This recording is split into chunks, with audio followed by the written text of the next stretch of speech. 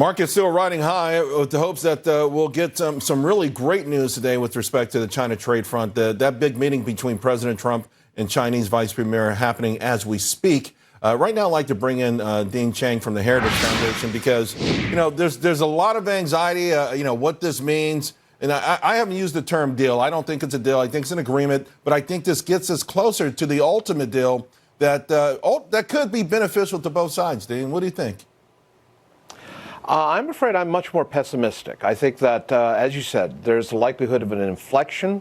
I think that we're probably going to see the Chinese agree to buy more in the way of agricultural goods, not in order to settle the trade difference, but because, frankly, they need more soybean and pork because of problems in China's internal food production. But the really big sticking points, all of which have to do with intellectual property, I just don't see how Liu He or anyone short of Xi Jinping is going to be able to basically order the Chinese to respect intellectual property rights. And Lighthizer, Mnuchin, and Ross have all said this is the thing that is preventing an actual deal. When this battle began last year, I remember watching a major event in China. I forgot which one it was, but you had all these, it was the most amazing ceremony with rows and rows and rows of I guess, leaders and otherwise. And I remember President Xi coming and saying that they were going to respect intellectual property rights, not just of foreigners, but also of Chinese companies, because I understand that there's a growing pressure within that country itself to have greater rule of law, to have greater intellectual property rights, because they're creating their own intellectual property now. That's true, but I would suggest that what we are seeing with regards to, would you go to China with your personal laptop, your banking information, your passwords on board?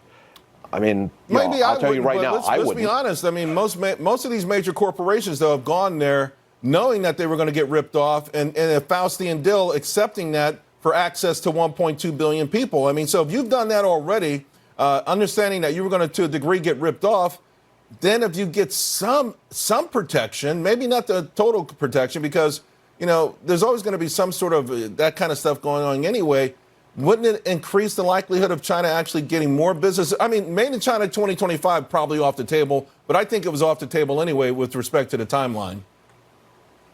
Well, with respect to the timeline, that's probably true. But I don't think the Chinese have said, oh, well, we're not going to try to dominate global production in everything from microchips to railway locomotives, which is all part of Made in China 2025. We had a foreign minister last week who said they didn't want to play Game of Thrones. America's the #1 economy in the world and will be for the foreseeable future. That was just lip service, huh? I think that the Chinese understand that Cersei Lannister was kind of dumb when she would tell everyone what she was going to do. So how excited in your mind, if you can just compare what is